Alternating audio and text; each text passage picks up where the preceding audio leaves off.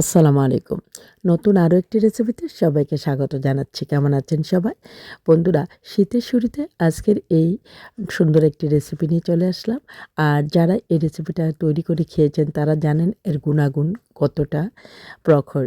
তো যাই হোক, নতুন নতুন রাঁধুনি আপুদের উদ্দেশ্যে আজকে মূলত আমার এই রেসিপিটা শেয়ার করতেছি।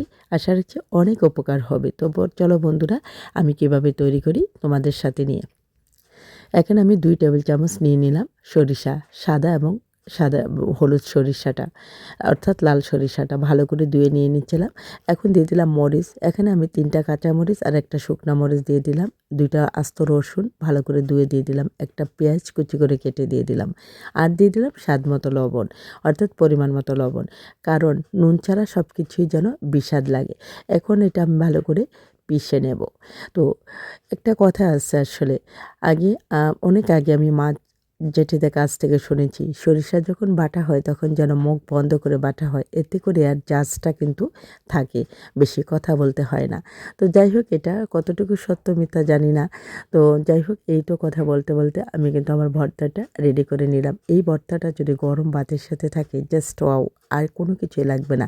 তোমার যদি ঠান্ডা, সর্দি, জ্বর, শরীর ব্যথা, এই ধরনের যদি কোনো কিছু থাকে, হাতে পায়ে ব্যথা, গিঁটে ব্যথা, তাহলে এই ভর্তাটা যে কতটা উপকারী গরম ভাতের সাথে খেলে, মানে কি বলবো, যারা এখনও ট্রাই করোনি একবার ট্রাই করতে পারো। আর বিশেষ করে মুরব্বিরা, বিশেষ করে বয়স্করা এই ভর্তাটা কিন্তু বেশি করে খেয়ে থাকেন। তো বন্ধুরা, এটা আজকে কেমন লাগলো তোমাদের কাছে অবশ্যই একটা কমেন্টে জানাবে। দেখা হচ্ছে নতুন রেসিপিতে। আসসালামু আলাইকুম, আল্লাহ হাফেজ।